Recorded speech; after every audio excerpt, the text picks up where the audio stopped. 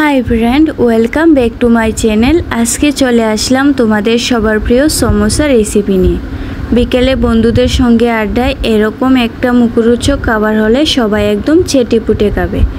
ताहले चलो रेसिपिटी देखे नेই। यूनिक स्टाइलेर समोसा रेसिपिर जोन्नो प्रथमेই एकटा बाटीते निये निलाम 200 ग्रामेर मतो मयदा। तुम्हादेर যতটুকু পরিমাণে দরকার ততটুকুই ময়দা নিবে। এরপর এর মধ্যে দিয়ে দিলাম সামান্য পরিমাণে সাদা তেল আর দিয়ে দিলাম পরিমাণ মতো একটু লবণ এবং অল্প অল্প জল দিয়ে ময়দাটাকে ভালো করে মাখিয়ে নেব। একসঙ্গে বেশি পরিমাণে জল দিলে ময়দার মিশ্রণটা ভালো হবে না, আর পারফেক্ট সমোসা বানানোর জন্য ময়দার মিশ্রণটা একটু শক্ত করে মাখিয়ে নেব।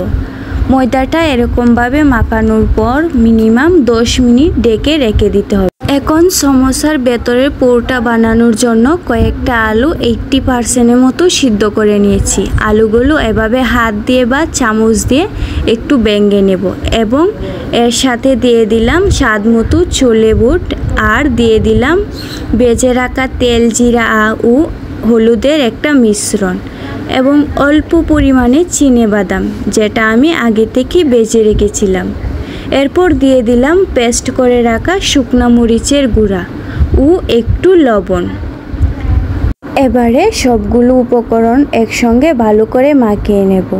আর আমার আজকের রেসিপিটা যদি ভালো লাগে তাহলে অবশ্যই লাইক করো, শেয়ার করো, আর আমার চ্যানেলের নতুন ফ্রেন্ড হয়ে থাকলে চ্যানেলটাকে অবশ্যই সাবস্ক্রাইব করো।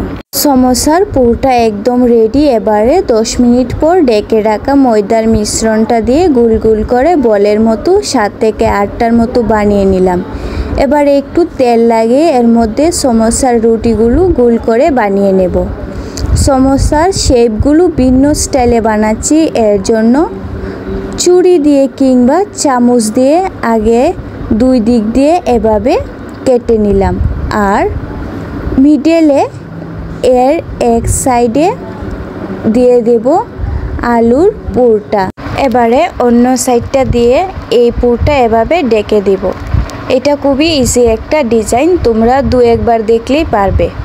তোমরা যদি আমার রেসিপিটি স্টেপ বাই স্টেপ ফলো করো তাহলে খুব সহজেই ঘরে থাকা অল্প উপকরণ দিয়ে বাড়িতে মাত্র 30 মিনিটের মধ্যে বানিয়ে নিতে পারবে এরকম মজাদার সমোসা। এখানে আমি সবগুলো সমোসা এভাবে বানালাম, তোমরা চাইলে অন্য স্টাইলেও বানাতে পারো। আর এই সমোসাগুলো বানিয়ে পাশে একটা পাত্রের মধ্যে রেখে দিলাম। আমি আরেকবার দেখিয়ে দিচ্ছি কীরকমভাবে এইটা বানাতে হয়। এরকম ইউনিক স্টাইলের সমোসার প্রতি বাচ্চাদের আকর্ষণ কিন্তু বেশি থাকে। দেখো আমি এখানে সবগুলো সমোসা বানিয়ে নিলাম। এখন সমোসাগুলো ভেজে নেব। এর জন্য একটা কড়াইয়ে দিয়ে দিলাম পরিমাণ মতো সাদা তেল। তেলটা ভালো করে গরম করে এর মধ্যে দিয়ে দিলাম আগে থেকে বানিয়ে রাখা সমোসাগুলোকে লাল লাল করে দুই পাশ ভালো করে ভেজে নেব। একদিকে লাল করে ভেজে অন্য পাশ এভাবে উল্টিয়ে মিডিয়াম আঁচে ভেজে নিতে হবে প্রায় 5 থেকে 6 মিনিটের মতো।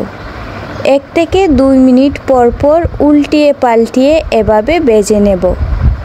আর চুলার আঁচটা অবশ্যই মিডিয়াম ফ্লেমে রাখবে, তা না হলে সমোসাগুলো পুড়ে যাবে, কারণ অলরেডি তেলটা গরম আছে।